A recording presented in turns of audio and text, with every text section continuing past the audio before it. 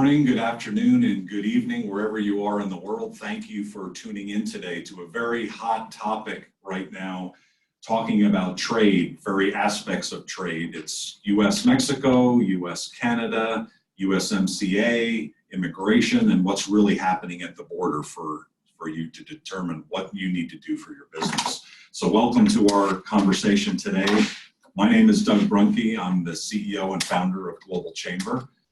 We have three very distinguished and extremely expert speakers today. So you are going to have a treat for these three people because they know their topic. We're going to talk roughly 30 to 35 minutes, and then there'll be time for questions. And so if you want to ask a question and you're viewing from Bangladesh or Canada or wherever you might be, write the question down in the box and we'll be tracking that and we'll be able to ask the experts these questions. Our first speaker is Dan Ujczo.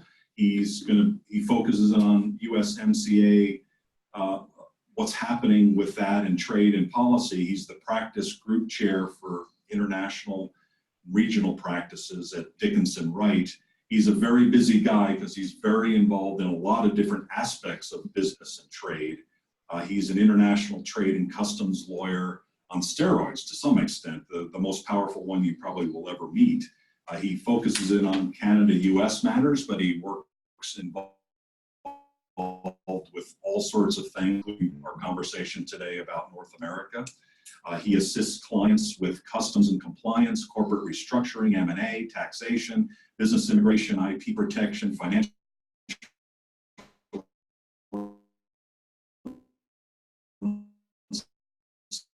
incentives, and also the fund that us know so we know what to do with our business. Well, great. Good morning, and thank you, Doug, and thanks for your partnership at the Global Chamber for bringing us together again today. We are much appreciated for this opportunity to talk to people throughout the continent and around the world. I'm going to move pretty much at the quick step today as we go forward here to talk about a series of issues. But as you can see, we talk about the march to manage trade, and we're coming at this from the perspective of Dickinson Wright. As many of you know, Dickinson Wright, when we've talked in the past, is headquartered in Detroit. It was founded back in the 1870s in Detroit. We're one of the few law firms with full service offices in Canada that date back to the 1860s and 1870s.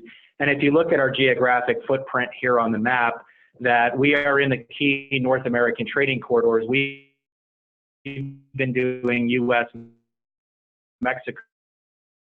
work and later NAFTA work, 1960s. And it's a privilege to be here today because usually I say, just look, we're border to border and coast to coast, but to be here with Kathleen Campbell Walker, who's joining us from our El Paso office, you can see that in person. Actually, Kathleen, while our colleagues in Detroit are looking out the window right now at the US-Canada border, Kathleen's doing the same at the US-Mexico border, and you'll hear her expert advice in just a few minutes. So looking ahead to where are we in terms of, now Dickinson Wright, just as many of you know, is one of the fastest growing law firms in the US. We have a 100% score on corporate equality. And like so many of you, we always preach about being an ISO certified or being in trusted trader or traveler programs. We've done the same. We're one of the few law firms that is ISO certified in terms of our customer service and data protection aspects of what we're doing here today. So we talk about the march to manage trade, and I champion this point when we met on a Globinar earlier this year, is that when we talk about managed trade, it means we're in a world of more tariffs, of more quotas or things that look like quotas, and we'll see that example with steel and aluminum in just a moment, that we're also looking at more voluntary export restraints, what we're trying to do with Europe and Japan with restricting the number of autos that they're sending, and where we are striking deals, that they're coming with more complex rules of origin. So what that means for all of our companies is that this is coming with more compliance obligations. Let me put it another way. For anybody that thought that there was going to be a magic wand and that the president was going to strike deals and that the world would rewind to the way it once was before March of 2018 when we really saw the first of these tariffs, that's a myth. That this is the new reality in which we're operating. And judging from what we're seeing in the US political arena leading into 2020, there is no constituency right now for going back to where we are. In fact, if you saw some comments over recent days by the Democrats, I don't want to get into politics, but Democrat candidates are actually talking about ramping this up. So the 5 trade brigades on this march to manage trade, of course, are USMCA, and we'll talk about that. Section 232, steel and aluminum, which is inextricably intertwined with USMCA. All that we're doing with China on 301, Section 232 autos, and then what I would call our expansion agenda, as opposed to enforcement, which is with Japan and the European Union. Now that's a lot to cover in 15 minutes, so we'll just hit the highlights. But of course, there's also a number of other issues going on. Beyond those kind of extraordinary or trade measures, there's ongoing enforcement, so using traditional tools. There's not a day that goes by that we don't get a notice from the International Trade Commission or from Commerce saying that there's a new anti-dumping or countervailing duty investigation. Similarly, there's ongoing discussions with the WTO, and we saw just in the recent months, and it's effective in just a few days, that we're lifting general system preferences for India. So tariffs on India will start going up. So there's a number of areas in which to monitor, if that hasn't made you concerned by now. What certainly we saw over the last week is the new tariffs on Mexico. This is a very fluid environment. So what the president did last week is, because of the migrant crisis, the undocumented migration, Kathleen will talk a bit about the fundamentals there on the migration side of things, but the president has used the trade remedy using a power that has never been used for this measure, known as the International Emergency Economic Powers Act, or IEEPA.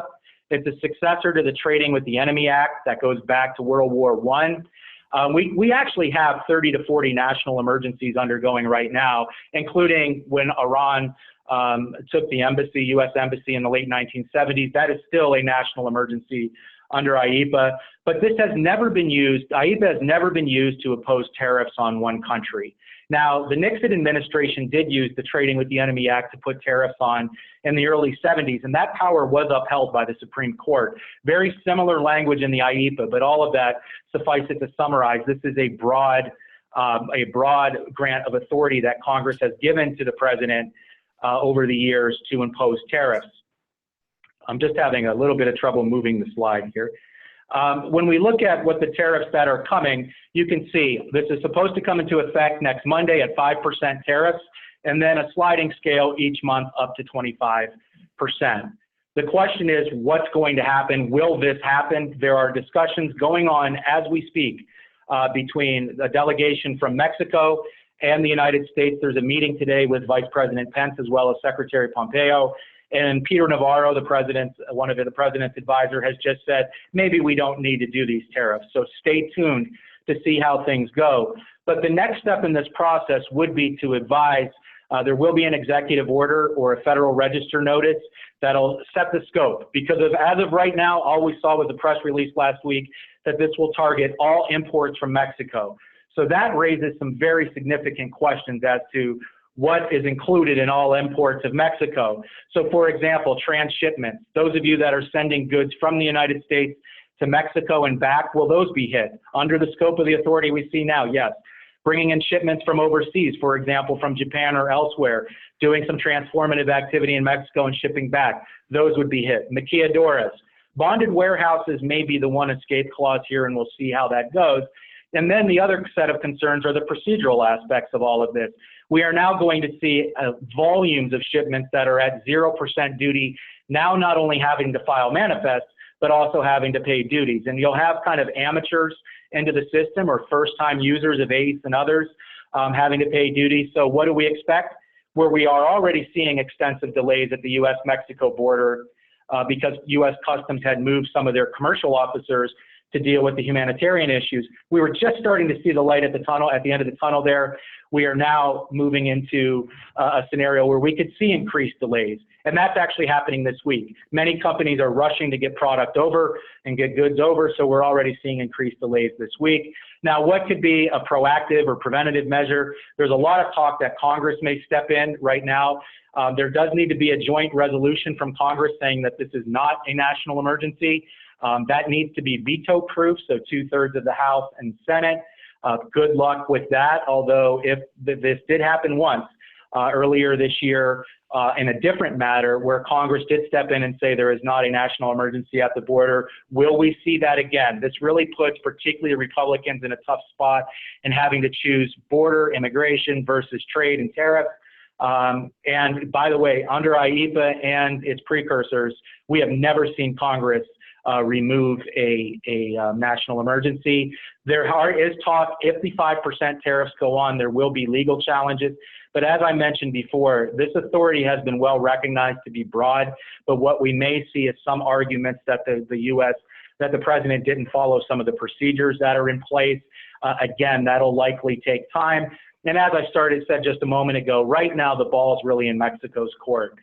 It's I think admittedly a bit unfair to put it on only one party in the system, but Mexico has done everything it could over the last week to try to ensure, number one, that it was not just an immediate reaction of retaliatory tariffs and each side going to their corner. Mexico has been working constructively, and we'll see how those talks go. I want to just quickly, and I want to transition to the USMCA, but one thing to emphasize on USMCA is you cannot look at it in a vacuum. China is, of course, happening. Just moving very quickly, the 5 elements of the China deal, and then the 6th, you can see those listed here. We were making progress on a number of fronts, but it was really subsidies and the enforcement provision, which is now on the next slide, that really held this up. And then China started, depending on who you hear, started changing some of the other terms, and we can move on to the next slide as well. But the only emphasis that I would place here on the China deal is that even if we reached a deal, there were still going to be tariffs in place. And so companies that thought that that was a magic wand need to start really looking at sourcing issues from China, your purchasing, pricing, et cetera, as you move forward. The next step in this process is that there will be a list 4. So first of all, 10% tariffs on list 3 have gone up to 25%. So unless you had a boat on the water before early May, you are now paying 25% tariffs on that $200 billion. And that we now see that there was a list of $300 billion of goods known on list 4. Comments are due on that on June 17th, and we are preparing those for a number of companies. And there's a hearing that'll be held that week moving forward. And the whole idea here is that we're trying to get all of the homework done before President Trump and President Xi potentially meet at the G20 summit in Japan at the end of the month. So the question is, will we maintain the status quo, which is 25% tariffs on roughly $250 billion worth of goods, and not impose the $300 billion, 25% tariff, or a certain percentage on $300 billion, or will we actually press forward? Now, one good news for companies, if you were just hit with the list 3, the 10% that went to 25, USTR has notified Congress that there will be an exclusion process set up after June 30th, and we are preparing those exclusions for a number of our clients. So keep your eye on that as well. So we don't expect any developments with China until after June, and probably much later than that as we go forward. Moving on to the next set of slides dealing with the good news, however, please, you can see the summary there, the next slide as well. Moving into USMCA, I've shown this slide many times. Please look at it and forget that it ever existed. We'll quickly summarize what this all means. The one piece of good news that we were moving toward to in USMCA, next slide please, I'm sorry, I'm having trouble personally advancing this, was steel and aluminum. So Canada started saying earlier this year is that if you want Canada, us to pass the USMCA, you have to lift the steel and aluminum tariffs, and our parliament rises in the middle of June. So if you want to use this, lift the steel and aluminum tariffs, we can get this done by June. And then you as the White House, when you go to sell this at the Hill, could say the Canadians have passed USMCA. And so that was percolating throughout the spring. Next slide, please. Meanwhile, Mexico was also retailoring its retaliation list. But what happened in May was with the China deal in standby mode, Mexico took the opportunity to say Mexico was retaliating hard against U.S. agriculture, particularly pork. China canceled a huge pork deal in early May when the deal went into standby. So Mexico slipped in and said, hey, there's a lot of pressure on ag country, let's get steel and aluminum resolved. And that's exactly what happened, is that the U.S. worked out a deal with Mexico, quickly worked out its deal with Canada, and the steel and aluminum tariffs are lifted as of the end of May. Next slide, please. And so what we saw is on May 21st, there now is a monitoring system being put in place. There is, when you get underneath the hood though, please keep in mind that this does not set the clock back to March in steel and aluminum. What it does do is both Canada and Mexico have to have monitoring systems to ensure that there is not a surge of steel coming from Canada and Mexico into the United States. And if that happens, and if the U.S. determines that happens, Canada and Mexico can no longer retaliate against ag. They have to focus only on steel or other like products. So it's not quite a quota, but it's quota light. And Canada's actually, next slide please, has actually taken some steps in its domestic law that it's reworking its safeguards to prevent steel from coming in from overseas. Mexico actually has tariffs in place on non-free trade agreement countries until the end of September. And we just saw some discussions, it's been reported that Australia, which was exempted from the tariffs, had a slight surge going, and the administration has been considering putting tariffs on Australia. So we're going to have to keep an eye on those numbers because it's not necessarily free trade. Now, moving very quickly, where are we on the USMCA? And I'll quickly turn it over to Kathleen. The two procedural elements that we were looking at besides the lifting of the steel and aluminum tariffs, because neither the U.S. Congress, Canadian Parliament, nor Mexican Senate were willing to consider USMCA until those steel and aluminum. So that were lifted, so that cleared a spot. Procedurally, under U.S. law, our Trade Promotion Authority, we had to issue the International Trade Commission, which was an economic report that was due, that was filed April 18th. It was a bit of a nothing burger. I hate to use that phrase, but if you support USMCA, there were things in there. If you didn't support it, there were things in there you could grab onto. The most important thing that happened was last week as well. On the same day that the U.S. was announcing the tariffs on Mexico, U.S. Trade Representative issued a statement of administrative action. And that has been circulating. We looked at a copy yesterday, as well as the final legal text of the treaty. This is the last major procedural hurdle before we move into what is called fast track. So what that means is right now, the SAA, the Statement of Administrative Action, is telling Congress that the White House is getting near to submitting the bill for USMCA, that's what Congress has to vote yay or nay on. The SAA is essentially the executive summary or Cliff Notes version. It highlights all the things that Congress needs to focus on to maybe change laws or that we'll have to change administrative rules for. It's a draft.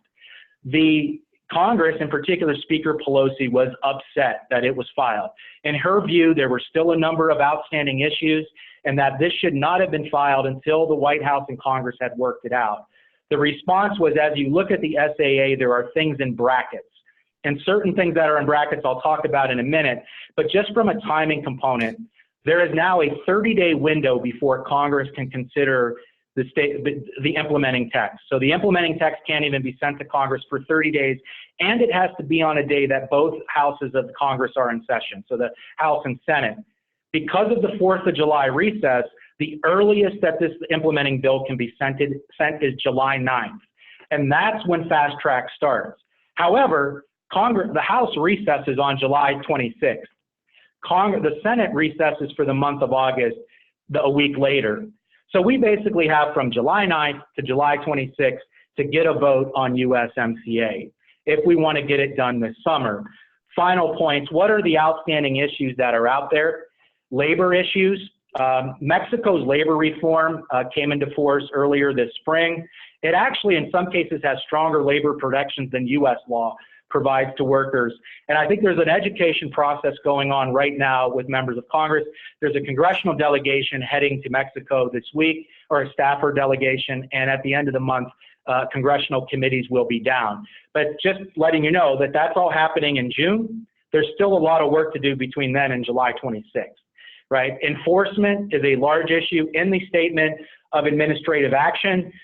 The U.S. response to enforcement, or the USTR response, has been we will just use more tariffs under Section 301. So if we don't like what Canada or Mexico are doing, we can enforce this using 301, which is the China tariffs. So that should not make anybody feel comfortable that that's where the administration is that if we don't like what's in this trade deal, we'll just use tariffs.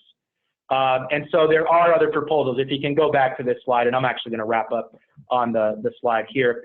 Pharma and biologics are an area that remains in brackets, 10-year patent protection for pharma and biologics. This is getting into the healthcare pharmaceutical prescription drug debate in the US. And so we are on a collision course with that. And now there are environmental issues that some have raised. We see this as a bit of an issue that could easily be worked out. But the SAA also mentioned other areas that Congress and the White House are continuing to work on. The issue of Mexican truck drivers in the US is still up for discussion, as is de minimis, which is e-commerce shipments. And again, this emphasis on using 301. I'll just stop right here and turn it over to Kathleen and say, what is our expectation for you, what USMCA is? We suggest that there's probably a less than 50% chance that this will be passed before the end of the summer. There's just simply not enough time, and we've now wasted at least a week dealing with the Mexican tariff issue. If that goes on, USMCA will not continue. Canada has talked about advancing the legislation. The problem is Canada's parliament now leaves in June. The earliest we could advance the legislation in the US is July 9th. Canada will likely remain in standby mode until the US passes USMCA and may call its parliament back to address it, but Canada's not going to go first. Let's put it that way.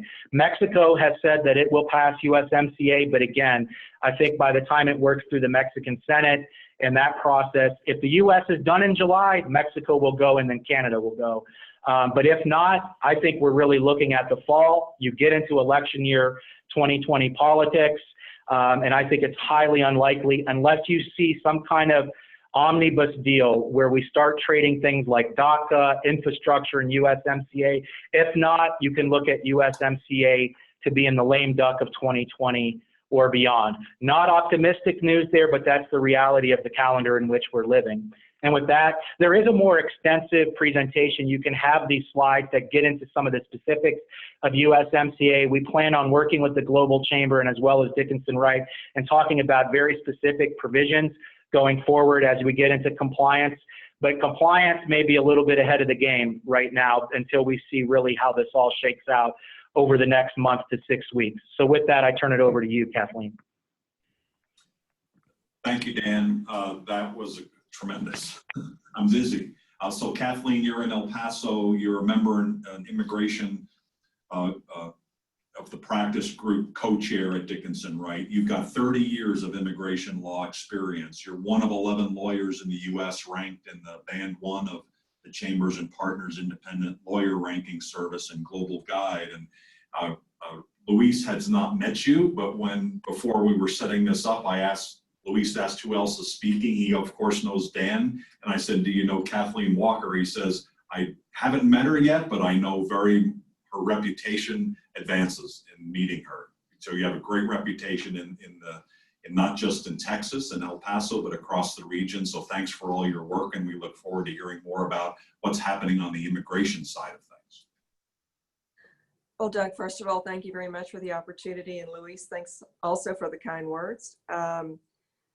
What I see is that we are at the crossroads we're at is immigration and trade. It's very strange for immigration to be driving the bus basically on an issue impacting trade, because what we're used to historically is that, you know, immigration is sort of a stepchild and trade moves forward first as far as considerations for funding and staffing. At this point, as far as what do we expect will happen in negotiations with Mexico related to the unprecedented amount of individuals that are presenting themselves now at our ports of entry, not necessarily between the ports of entry, and trying to enter the United States. And that influx is causing a lot of changes in resources being utilized to deal with the humanitarian issues that demands. I know that Secretary McAleenan, acting at this point for Department of Homeland Security, has requested an excessive amount of funding in trying to address the issue. But let's face it, we're not going to get a legislative solution. Again, we're trying to focus on just a reaction without addressing all the component parts at the same time. So we're doomed to continue to try to deal with a number of individuals who are coming into the United States without sufficient resources to properly process them, house them, or address their due process rights. So do I believe that there's going to be a negotiation where there's going to be satisfaction that Mexico will take care of this? No, I don't. That's not realistic. We have people coming in from Central America who indeed do have legitimate asylum claims, and our current law requires that we follow a certain process. The Remain in Mexico policy will be litigated. The fact that individuals are not being provided due process and applying current asylum laws will be litigated. What does litigation mean? It means delay. So I'm not sure what the administration will end up in being able to exact out of Mexico that would cause them satisfaction to move forward on the trade front. We'll see. But I'm not hopeful that it's going to end up in any kind of legislation. And I'm also not hopeful that there's really a good solution to fix it quickly. So what does that mean as far as on a different front, just what's going on in immigration? Immigration is basically in a crisis as well in the United States. It's an age of unpredictability. It's an age of, I never know each day what a new policy may be. It's not a new law, it's a new policy or a new interpretation or a new process. I can tell you that in January of 2019, the American Immigration Lawyers Association issued a report on processing delays. So I'm just going to take a look so I don't misquote. Case processing times since fiscal year 2018 for U.S. Citizenship and Immigration Services has markedly increased on the processing times while the actual filings have decreased. We're dealing with, in the past 2 fiscal years, an average of a 46% delay or increase in processing times just across the board on benefit-based applications. So when you walk now into the immigration sphere, let's talk about the border first, and I can see it out my window here in El Paso.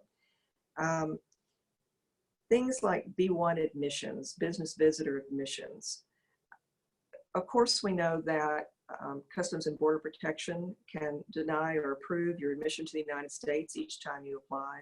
Whether or not you have approved visa, whether or not you have an approved waiver, each time they get to make that adjudication. And of course, right now they're overwhelmed and their resources are basically spread out all over the place. But what that means is we have fewer people to actually deal with the application of law, and fewer people that are really trained to deal in our unfortunately complex immigration law and how it's applied. So business visitors who have a regular pattern of coming into the United States, the suspicion is that you either, it's the W word, 4-letter word, work, or that it's the L word, that you live in the United States instead of just coming into the United States as a business visitor. So you see more instances of questions regarding, wait a minute, what are you really doing? And explain yourself, and where do you really work, and where do you really live? And follow-up enforcement also in the United States, and contacting the particular business about, is this person really visiting? What are they doing? You can also have contracted employees that are basically reviewing issues for USCIS, appear at your work site and ask questions about individuals or make phone calls. So we act in a very defensive manner now in protecting companies. Make sure that you know what the visitor is going to be doing. Make sure that if someone calls or contacts the company, you know how to respond. And I think it's extremely important that you know that pushing the line on utilization of ESTA, meaning the Visa Waiver Program, which is utilized by many nationalities to visit the United States for business purposes. You also have an extreme risk that your visits can be interpreted to be violating the terms of or parameters of business visits to the United States. So it's important to document and be able to follow up on inquiries with consistent information that's accurate. I feel that the same thing applies in L1, non-immigrant applications, E applications, a lot of your typical business-based non-immigrant and immigrant categories that you enter the United States under. And the problem is that, you know,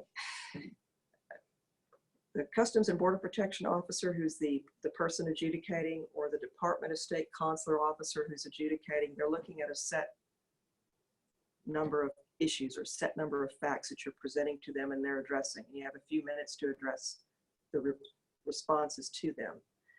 We're seeing increases in visa denials, visa administrative processing issues, and also in Customs and Border Protection, denials of Ls on the northern border, for example. In the past, let's see, 6 months, and finally there's been some resolution on the issue. We used to have L visa processing at the northern border for Canadian nationals that was very systematic. It's not just pro forma. You still had an adjudication, but you knew that if you had to come back into the United States on your L in 3 years, you would present yourself again as a Canadian at the port of entry and you could be adjudicated. Now we have a difference of process. Now Customs and Border Protection is trying to divert those adjudications to USCIS. That means more time. That means more requests for evidence and delay. And so you have to really check each day, basically, what the process is at a particular port of entry to figure out, what am I going to face? So when you're mad at your lawyer about why didn't you know that, I've just got to say that it's a day-to-day existence on trying to figure out what my strategy should be on how you should apply, whether it's the agency that I'm going to deal with as Customs and Border Protection. Will I go with USCIS first? Do I instead, if I have the capability, want to go to the Department of State? You are constantly juggling these three because they're changing policies without any legislative change or necessarily any policy announcement ahead of the implementation. So the lay of the land is uncertainty. The lay of the land is enforcement and trying to make sure that you as a company have sufficient oversight as to foreign nationals coming in, that they're doing what they're supposed to be doing. Because your whole petitioning process before these agencies can be impacted if you start to be investigated for potential misrepresentations. And misrepresentations can happen based on misunderstanding often. I wanted to point out one other thing, and that's that recently, I guess it was last week, yes, last week, the Department of State has now added an additional question to their DS-160 and DS-260 intake forms. Now, I don't want to get into the weeds too much, but bottom line, they're asking applicants to disclose their social media platforms that they have utilized in the past 5 years. And the option is not, the option is none, or then you have 20 different alternatives. And it's not a matter of I just use YouTube, it's whether or not I have a YouTube account. They're not asking for passwords. But let's face it, we know that CBP is looking at laptops, they look at phones, etc. And if you don't go ahead and provide them your password, well, what do? I mean, they're not going to admit you typically. Your time frame to be reviewed is going to be lengthened. So the temptation is clear. I'm going to go ahead and give them this information. Well, what if for the past 6 weeks you've been talking about, hey, I'm really thrilled about this new job. We're going to be starting some new duties here in the United States, and you don't have your visa yet. You have information then available to show that, wait a minute, maybe your intent is not appropriate. If they find that you've made a material misrepresentation or that you have committed fraud, technical terms, you can be prohibited from entering the United States for the rest of your life without a waiver. So it's just a time of extreme caution and oversight by the company to make sure that we have compliance is, I believe, the only pathway to survival. So I've taken up a little bit more than my 8 to 10 minutes probably, but I appreciate the time and look forward to questions later. Thank you so much, Kathleen. Very thoughtful, very sobering facts that you've shared with us today. And now, similar to you, where you can see the border from your office, Luis is often on the border, standing on the border, both sides of the border. He's based here in Arizona, but every time I call him, he's usually on the road somewhere in Sonora or in Arizona. along the border. He's the president of Ramirez Associates. He's a cross-border business expert. He works on cross-border business opportunities of all kinds, including infrastructure projects. And a lot of what he does here in Arizona is working on those U.S.-Mexico infrastructure projects, and he's got 25 years experience with that. He is the go-to guy on the border here in Arizona. So Luis, thank you for joining us today. Thank you, Doug, for the invitation, and pleasure to follow Ms. Walker. Her reputation is stellar, to say the least. And I'm hoping that the presentation is going to be coming up. There it is. And I'd like to just ask him to make the change. If we could go to the next slide, we'll get started. I know we're running a few minutes behind. And it's a little bit granular on the screen. But this slide really is intended to indicate that our ports of entry, we have 3 principal crossings on the Arizona border: San Luis, Nogales, and Douglas. And Nogales is about 85% of our trade. But this image is really to illustrate that while we track imports and exports that are specific to one state, our ports of entry, and this applies to El Paso, this applies to Laredo, and every other port of entry where cargo crosses. Our ports of entry are really gateways for trade and tourism. And as you can see from this slide, what crosses in those 3 ports of entry literally touches on all 50 states. It is a national significance. This is not intended to be, a misinterpretation. Our ports of entry are directly impacting only the border states or the border communities. If we had a slide that showed all the ports of entry and their impact nationally, it would be just an absolute blur of colors throughout. It is a national significance what happens at our ports of entry. If we go to the next slide, please. And as one of the things that I like to talk about is we can talk about the policy, but what happens at the border, and this is one of the things that Doug asked me to touch on, and I'll probably focus most of my comments on what I see at the border, what we hear from companies. And there's a lot of numbers on this slide. But I think it's important to see that our border, which is about 350, 370 miles of the U.S.-Mexico border in Arizona, and our 3 principal ports of entry, the U.S. government usually provides, or typically provides, only northbound data. So you can see the number of trucks, cars, and total people. And trucks in Arizona is just about 400,000, 25 million people, just about 9.5 million cars. But ports of entry are not just one-way entrances. They're both northbound and southbound, both in U.S.-Canada as well as the U.S.-Mexico border. So what I like to highlight is that our ports of entry in Arizona alone, they're processing about 800,000 trucks, almost 19 million people, and well over 19 million cars, and well over 50 million people. So when you start seeing that 3 facilities, or on the U.S.-Mexico border is approximately 42 commercial ports of entry, these are some of the most valuable real estate in terms of national security, in terms of trade, in terms of tourism, and anything that happens in those ports of entry has an impact of national consequence. Sticking to what is happening at the border, we've been tracking the data as soon as it becomes available by the federal government.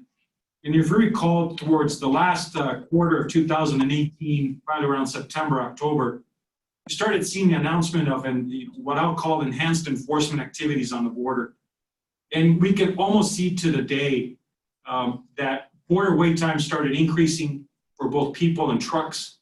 And the data that's available for us so far, the last quarter of 18 and the first quarter of 2019, we have seen a dramatic drop, at least in the flow of people and goods and the number of trucks at the border.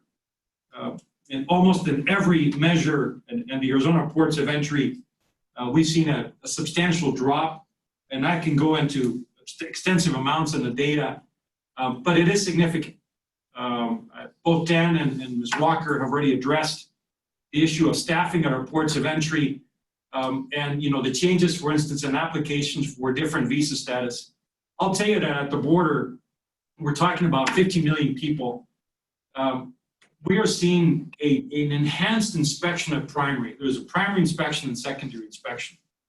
Primary typically is they show your documents, they ask you, or you show your documents, they're asked a few questions, and typically you are released if you are, permitted to enter. If not, you're sent to secondary for more inspection. Today, what we see is inspectors at primary, instead of taking those 10, 15, 20 seconds, they're now using mirrors to walk around the cars. They're using dogs or canine units. They're asking more intensive questions. The reason why I mention this is anytime you increase an inspection by 5, 10, 15, 20 seconds, when you multiply that times 50 million people, you just created a huge bottleneck on the border. And it's not even a change in policy per se. It is a change on how we're enforcing certain laws. So we are seeing that it is a direct impact. And if we go to the next slide, please. When we're talking and I'll address this issue when I talk that we measure imports and exports by state. For Arizona, it's about 16.5, almost $17 billion of goods that were processed or registered or recorded for 2018. Yet our ports of entry processed over $42 billion worth of goods. That means that roughly, using round numbers, about $26 billion simply are passing through Arizona, whether it's imports or exports.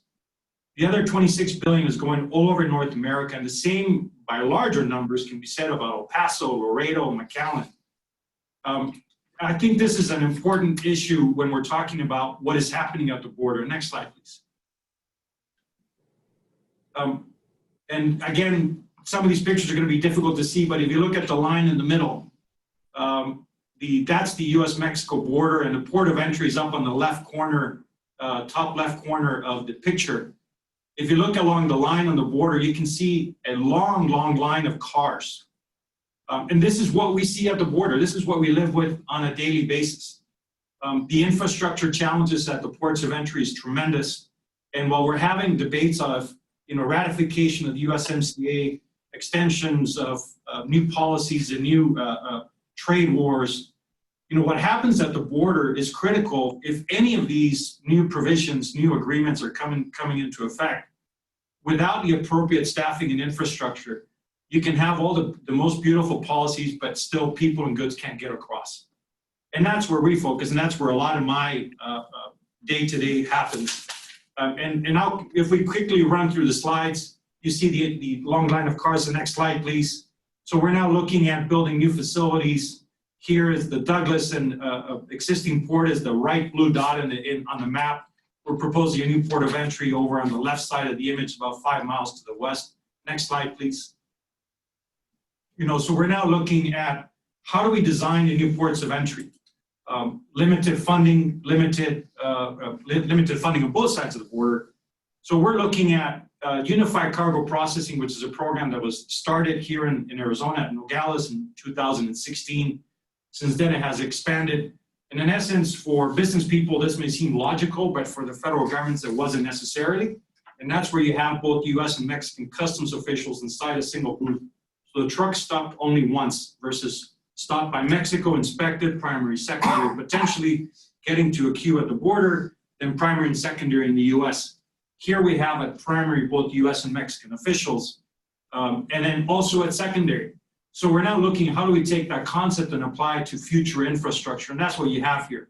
We're looking at building ports of entry in the future where both US and Mexican authorities may be housed. So from the very get-go, you're integrating dual offices, dual networks and underground cabling and data capabilities.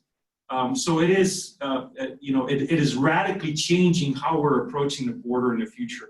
And I'll wrap it up as I want to get to Q&A with Dan and Ms. Walker. The policies are important, but we can't forget that we need to invest in our border infrastructure. We need to invest in our border staffing. Every time there is additional inspection time for a person, it is an impact to tourism. Every time there's an inspection on a truck, that means an impact to just-in-time manufacturing or to the flow of fresh produce. And every hour in a truck will have an impact on how long that produce can last on the shelf at a Safeway store or an H-E-B in Texas.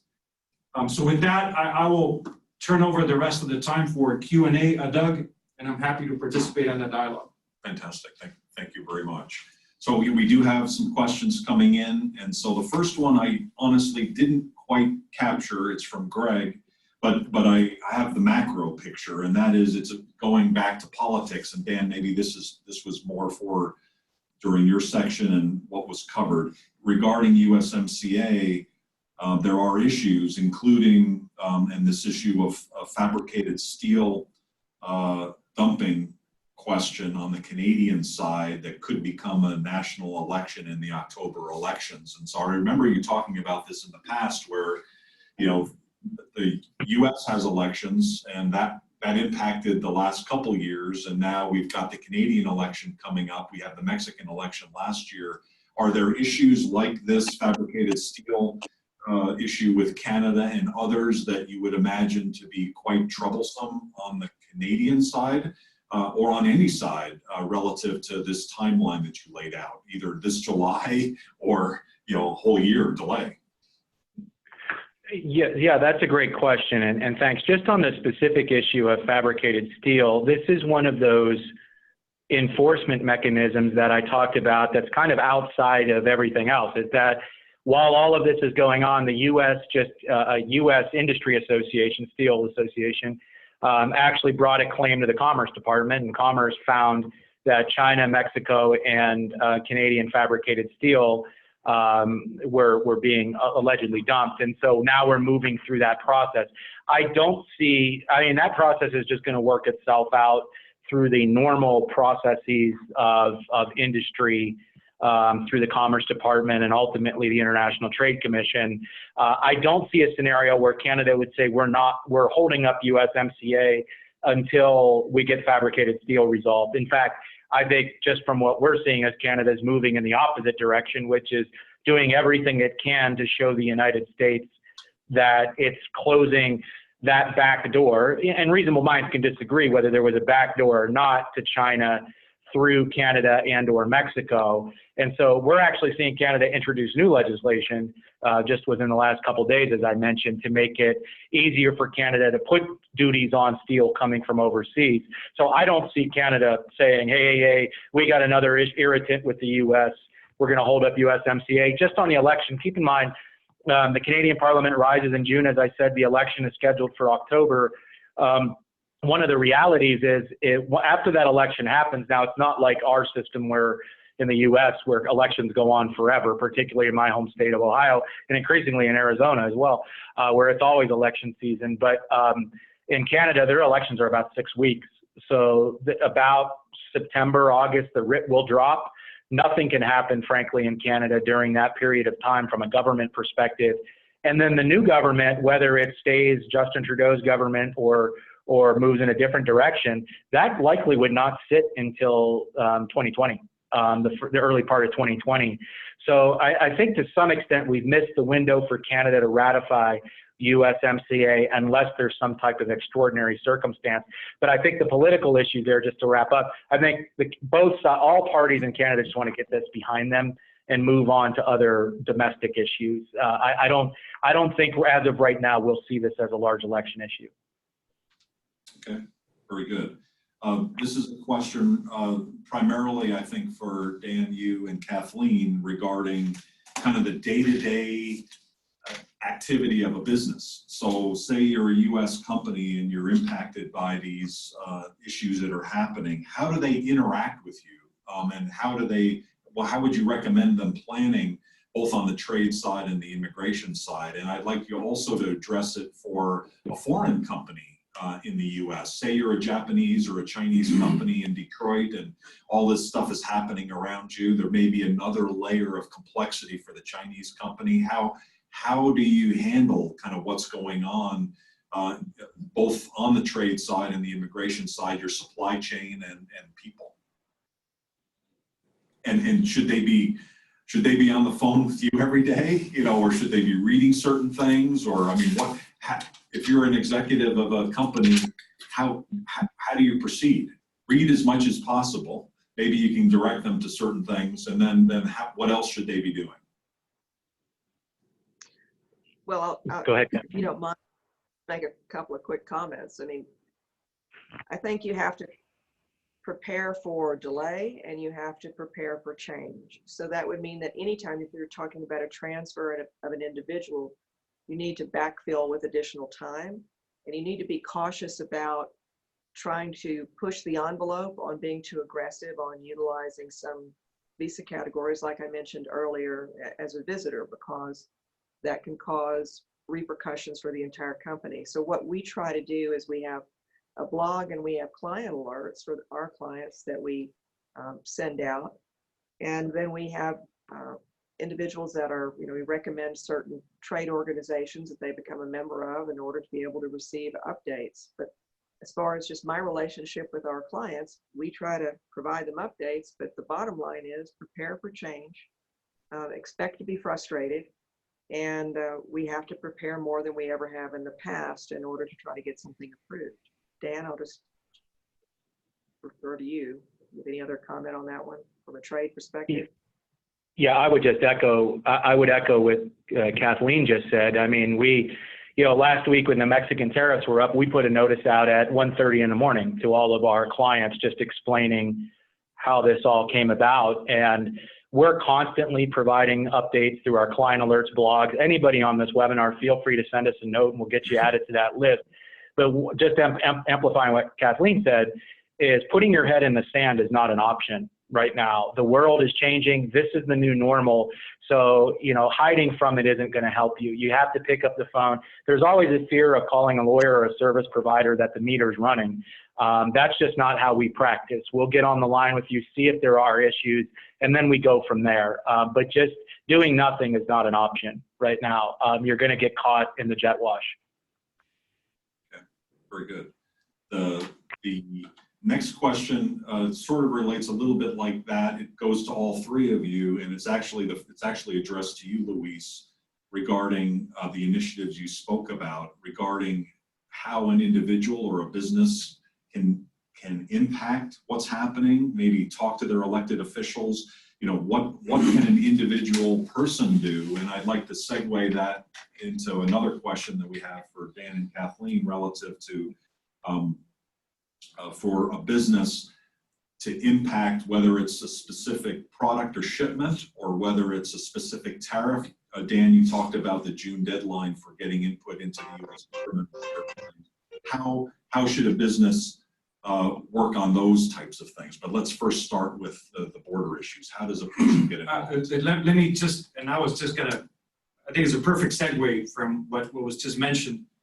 Every US-based company or every company that is operating, that has set up, a foreign company that set up subsidiaries here in the US, if you have the ability, and if you agree, communicate with your congressional leaders, both the House and Senate, and if you think that the USMCA should be ratified, call, send letters. This is not a time to be quiet. As Dan said, if we're burying our head in the sand, this is not the time to do it. There is tremendous pressures, and we talked, Dan gave a fantastic overview of what's happening in Canada. But I think with Mexico, if the tariffs, which many people in the Mexican business sector are preparing for a 5% duty or tariff to come in effect on Monday, there is a lot of questions whether the Mexican government would ever proceed to ratification of the USMCA, or TEMEC as they call it in Mexico, with those tariffs being imposed on Mexican products. So I think, Dan, I'm not even sure it's a 50-50 chance. It's probably a little bit less than 50-50 right now, particularly if those tariffs go into effect on Monday. Okay. And I think companies are moving forward. Communicate with your elected officials, even governors, senators, members of Congress, even mayors, for them to communicate to their, up their respective chains how important the ratification of this agreement is. This is the time to do it. Okay, that was Whitney Lennon who had that question. Dan and Kathleen, anything to add to that? I would just like to comment that there's an executive order that was issued a while back that's caused all kinds of change. I guess sub rosa is the way I'd use it. And that's the Buy American, Hire American executive order. The idea behind that executive order was trying to increase the job opportunities in the United States and protect the US economy, in my opinion. And this sort of activity on not recognizing that the US and Mexico is inextricably linked from a trade perspective, as well as Canada, we're cutting off our nose to spite our face. The whole idea of being able to continue to compete and operate in a global market is very much dependent upon this relationship we've got and being able to continue trade flows as well as flows of individuals. So I agree that it's important to continue to bang the drum, and also litigation. That's where we're going. You know, we're filing lawsuits because you're making change without following process. And the Administrative Procedures Act, often we feel that it's just being ignored, or that the process has been violated by a policy change. So yes, you can see plenty of court cases, and that's slowing things down. Try to stop it. Sounds good. Kind of related to that is a question from, I think it's an acronym for his name, so I can't see it, but it's a question to you, Dan, and it maybe gets more quantitative relative to the probability of what's your odds on the 5% taking effect on Monday? Well, I'd like to talk about that this evening after we get a report out from these meetings. But, you know, I'll tell you this. When I woke up this morning, my view is that I think the administration is inclined to put the 5% on and, you know, try to see what works out over the next 3 weeks before the next tranche comes on. You know, I think that's where we were going into the day. We'll see if anything happens this afternoon. I know Mexico's foreign minister yesterday said he thinks 80% chance they'll get a deal. I think there's a 100% chance we'll get a deal. The question is when, in my mind. And I do think that the president wants to put the 5% tariffs on Monday and then see what happens, right? That being said, there could be some significant developments over the next 12 hours or so. But I just think that's where we are. It doesn't help that the president's in Europe right now, and most of Congress has left town for the D-Day commemoration. So, you know, it's a tricky time to it's a lot to get done by Monday, but this afternoon's going to decide. So I would say right now I'm leaning toward that we're looking at 5% on Monday, and then it'll be worked out sometime this month. But there could be some quiet optimism. Maybe they work something out this afternoon. The quote that you had in the Global Chamber newsletter, where you really talk about, and you kind of address that at the beginning of this session, where you talk about that, you know, we're in for a long haul relative to lots of changes. The things we've talked about, we've seen over the last couple of years, we're in for a wild ride going forward. I think about the last 30 years of my career. That's my whole career of international business, and it's always been headed down with tariffs, right? So I remember I worked for the DuPont company. There was 400% tariff on Teflon into India and into Brazil. And I was talking to Australia. We were setting up our chapter there. And I remember a 65% tariff on various automotive parts that have all kind of come down. And that was a significant strategy by the Australian government to make them more competitive. So for 30 years, it's always been less tariffs, less regulation, speeding up the process at the border until now. So why do we think, or do you think that, you know, this is going to really continue, or are we going to get back onto that track where trade is going to get easier and better and lower tariffs and all the things that Japan has done with CPTPP, you know, is letting beef in, right? And all of those things. So why can't we get back to that, and will we get back to that? I'll end where I started. This is the march to managed trade. We are, I think, my view is that, you know, in that same 30-year stretch, look, I'm a kid that grew up in Warren, Youngstown, Ohio, and grew up working in a steel mill. People in those communities have been talking about this for 30 years and nobody listened. And so we let that fester for that long, and now we're paying the consequences. So, you know, I think our best hope is to have rebalanced trade, emphasis on the word balanced, you know, but I just don't think that all of a sudden this is not just a Trump phenomenon. This is 30 years in the making the other way. We did a lot very fast since the time the wall fell until now. And, you know, it's time to take a temperature check as to where we are. Unfortunately, you know, where there are issues around the world with certain countries and imports, where we need to place our emphasis is on those and not on what we're doing with Canada and Mexico, et cetera. You know, right now there's a great opportunity. I'll just end here and say there's a great opportunity for North America with instability in Asia, instability in Europe and elsewhere. North America could become the most competitive market in the world right now as the safe harbor. But this activity that we saw over the last week has really sent a chilling effect, I think, through the corporate community, because you could almost see where the administration's policy made sense. You may disagree with it, but you could see where there was a logic. The 5% tariffs linking it to migration is just something that has everybody spooked right now, I think. Okay, very good. So what's the percent? We'll check in tomorrow about that. We'll ask you tomorrow, and then we'll get a Twitter feed up there, and we'll get the Dan percentage, and we'll get a percentage from all of you in terms of what that is. We've come to the end of our hour, so sorry we ran out of time. Really appreciate all three of you, your amazing resources. Definitely, if you don't have them on your Rolodex, you should have all three people connected to you. If you have any trouble or getting a hold of them, just send an email to info@globalchamber.org. We do these kinds of things every week, in fact, twice a week. And then we do events all around the world. We're growing out to 525 metro areas around the world, including places like Japan and all over Asia and Europe and Africa and Australia, lo and behold. And so a lot of the reason we do it is because we believe in trade. We believe that more trade improves understanding between people. And so what we have here going on is, you know, just having people try to understand each other. And to Dan's point, it's an interesting and different time, but it's a reality. And so as a business owner, we have to deal with it. And hopefully you're now tied into more people to be able to help you along the way. Our next Globinar is tomorrow. We have people from all over the world talking about what are hot markets around the world. Exactly to Dan's point, don't give up.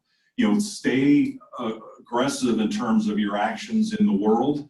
There's so many opportunities. If you're an American company, 85% of business opportunities are outside the US in the next 5 years. Don't let this color your thoughts around not going global. You need to go global because that's where the opportunities are. And so tomorrow we're actually going to be talking about a variety of different hot opportunities from fintech to cannabis all over the world. So thank you again. Thank you for all of you who called in, and have a great rest of your day. And watch Twitter tomorrow. We're going to get Dan's and everybody's opinion on percentage of probability for Monday, if he's open to it. Thank you, everybody. Thank you. Thank you.